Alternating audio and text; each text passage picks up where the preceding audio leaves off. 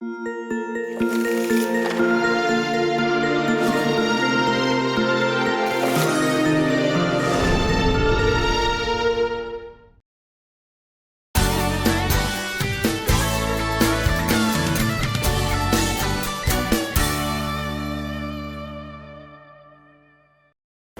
这门课是什么呢？这门课是爱情社会学，不是爱情学，不是恋爱心理学，什么都不是。我希望你修过社会学理论再来修这个，你会很有感觉，啊，那你们连社会学基础都没有，要修这门课的感觉会比较不一样。我希望我能控制住你的感觉，在这堂课上啊。如果连恋爱都没谈过，修这门课有点可惜，因为你常常会不知道我在讲什么。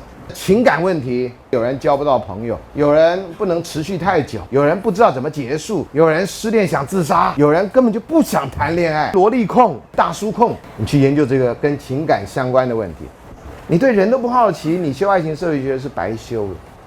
你对人不好奇，你基本上在这人世上是白活了。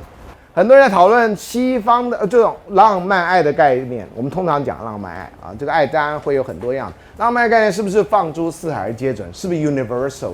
还是只是西方工业革命以后由小说带领起来一种思潮？有一种说法是这个啊，有些社会学家是坚持的，浪漫爱是到19世纪以后，有人说啊12世纪以后，反正很多人说，我认为这些人都是不读书的人啊。有人类就有爱情。从亚当夏娃开始，啊，然后这爱情我们更广泛意义的话，我们在下一堂课会说，就很多人研究爱情的，从古到今。那你不知道，你随便乱讲话，这不是一个良好的态度。虽然很多有名的社会学家是这样讲的啊，那当然有些人类学家哈，在这里就比较谦虚，他们就做了很多的调查访问，发现用几个指标发现，爱情不是所有社会所共有的现象，不是，但是是绝大部分社会。他研究原始部落。不受这个外地影响比较小的部落的那个社会也有这些爱情现象，我们到时候会谈。那通俗文化谈的是你们大概接触最多的啊，你们像你们上网络去交朋友啊，我觉得这是缘木求鱼之道，可是你们又乐此不疲这样啊，你都不知道这一开始跟着整个网络的设计就不是让你交朋友的，不是让你交心的，那只是认识人的，甚至叫你学诈骗之术。如何呈现一个别人会如何制造你的 self image？基本上是一种行销的一种做法，你都不去了解这个，或者你其实已经了解了，那你就受很大。但是在谈恋爱的时候呢，啊，有很多还是受到这个通俗文化影响，小说啊、电影啊，爱情的题材是永远拍不烂的。每个世代都有每个世代的标准爱情故事。最糟糕的是像《那些年》这个电影，这段不要录，不要剪掉啊，绝对不要剪掉。这个电影我看得非常晚，很多人看得非常喜欢。啊，然后我一直在想，后来我也看了这部电影，我一直在问看过的人，你们如果有答案的，请告诉我，请问这两个人为什么不能在一起？啊？因为九把刀不是柯震东，如果是柯震东就会在一起吗？啊，你的答案跟我的侄女讲的一模一样，这样啊，所以这是一个答案。为什么这两个人通常爱情不能在一起？第一个，家长反对。啊，不符合社会文化价值啊，同性恋什么什么之类的，这都不是嘛。两人不相爱也不是嘛。问题在哪里？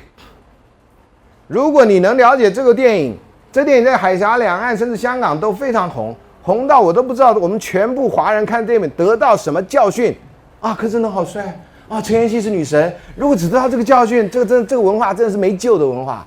什么电影都不能让他看到精髓，这电影的问题在哪里？不是制造了一个百万富翁而已啊！这电影你看，如果你能看懂，你能知道这个问题在哪里，你大概这门课真的也不必修了，因为你已经想通了。如果你完全想不通，不知道老师在讲什么，不知道电影有什么不对，没有什么不对。这电影我只是问你说，为什么这两人不能在一起？慢慢回，不要那么急着回答。这你可以用这一学期来回答。好啊，看你在什么时候想到一个答案，你觉得是很完美的答案。有人问我说：“老师，你有没有 Facebook？” 上面有写，对不对？老师有 Face， 老师有 Book， 就是没有 Facebook。为什么没有 Facebook 呢？因为名字取得不好。你们 Facebook 都干什么？都看 Face， 然后都登一些不太相关的东西。好，那要那个干什么？很多人还不敢用真名字，然后照相的时候照半张脸，啊，或者照自己的背部，那干什么呢？你还要交朋友，你期待在网络世界上交到真心的朋友，结果你付出的是什么？假意，如何换得真心呢？所以你真的要有，你就是 hard book。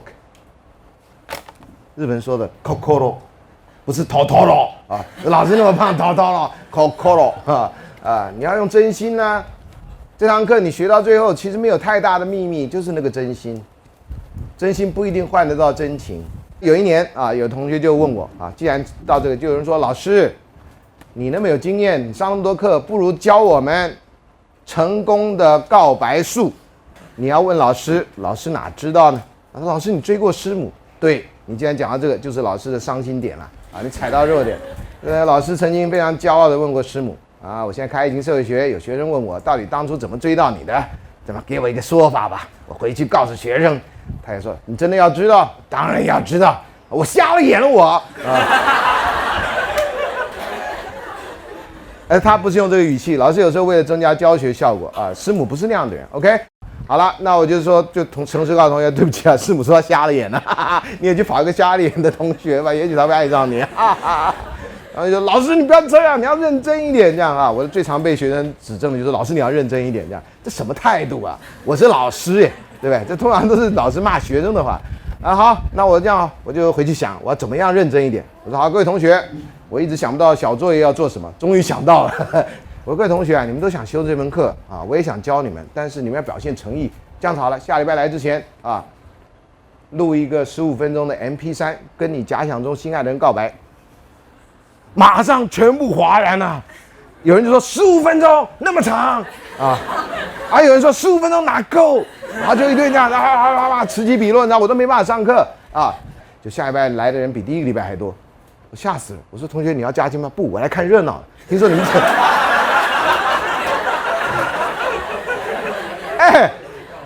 这是台大，你来看热闹？你以为太阳马戏团吗你？你要付钱吗？看热闹。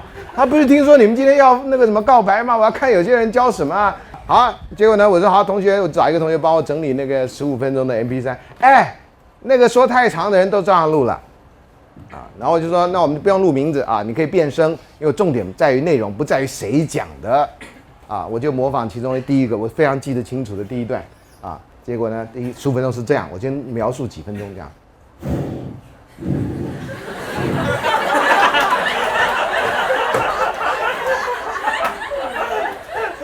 我想在看 A 片还是怎样？这什么声音呢？这是。好，这个人就模仿登陆月球的人说了 ：1 2 3 4 test，1 2 3 4 test。我想这段该剪掉吧，这也凑数。哎呦，我现在在醉月湖畔，你鬼片啊你也！所以晚上听那时候声音很大，大家也都因为这堂课都是开在这个时候啊，每一年的这时候，你可以去实况再去重温一遍这样。同学，讲话好细声，这样真的像鬼片，我跟你讲。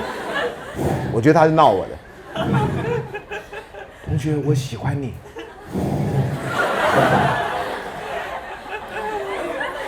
我不知道要说什么，这样好了。陶喆的歌很好听，请你听一下，然后就马上就手牵手，我们一起走，这样好，3分多钟都结束了。这是过场吗？同学，下一首也很好听。你帮陶喆打歌，你这，所以放完以后，很多人脸色批变。然后有人下来就说：“老师，我可以把我的 MP3 拿回来，我重做一份。”我说为什么？老师，我也放陶喆的歌。所以这是沟通，沟通有非常非常大的，很多人不沟通的，为什么呢？因为谈恋爱有个特质，在喜欢期的时候是靠感觉的。